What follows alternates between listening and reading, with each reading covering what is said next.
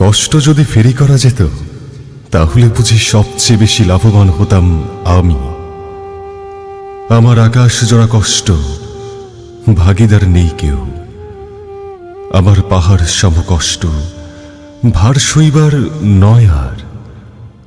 আমার সমুদ্র সমান নিরন্তর বয়ে চলা কষ্ট লাঘব করার নেই কেউ।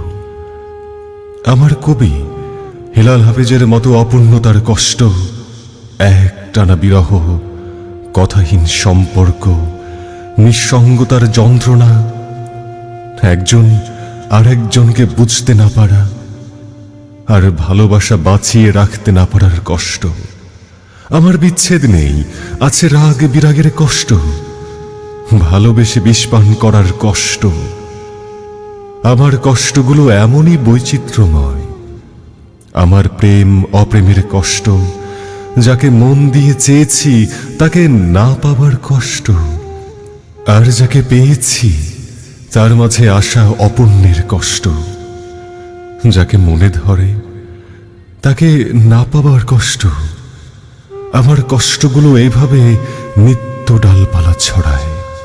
আমার অব্যক্ত কষ্ট মুক্তির জন্য ডানা ঝাপটায়, পাছে যাতে কেউ আঘাত না পায় তাই মনের ভিতরে পুষে রাখি। আমাকে কুরে কুরে খাই নিত্য, আমি পুড়ে মরি প্রতি মুহূর্ত, তারপরও কাউকে বুঝতে দেই না। আমার জীবনটাই শুধু কষ্ট আর কষ্ট, নির্ভেজাল কষ্ট। পুরো অবয়ব জুড়ে শুধু কষ্ট, আপাদমস্তক কষ্ট, সমস্ত অনুভূতি জোড়া ও আকুতি ভরা কষ্ট। যতন অযতনের কষ্ট, ঠিক অঠিকের কষ্ট, নিয়ম মানা না মানার কষ্ট, অকপটে মনের অব্যক্ত কথা বলতে না পারার কষ্ট, ভালো না থাকার কষ্ট, ভালো রাখতে না পারার কষ্ট, সময় অসময়ের হিসেব নিকেশ করতে না পারার কষ্ট, সম্ভব অসম্ভবের কষ্ট, সসম্মানে প্রত্যাখ্যিত হবার কষ্ট, লজ্জা দুর্বলতা ও অনাদরের কষ্ট,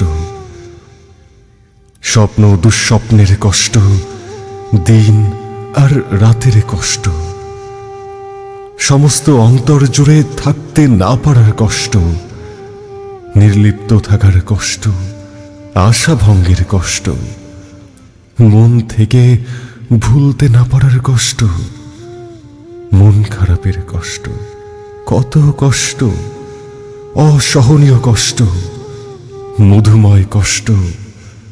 কষ্টই এখন আমার একমাত্র সাথী, কষ্টের সাথে আমার নিত্য বসবাস।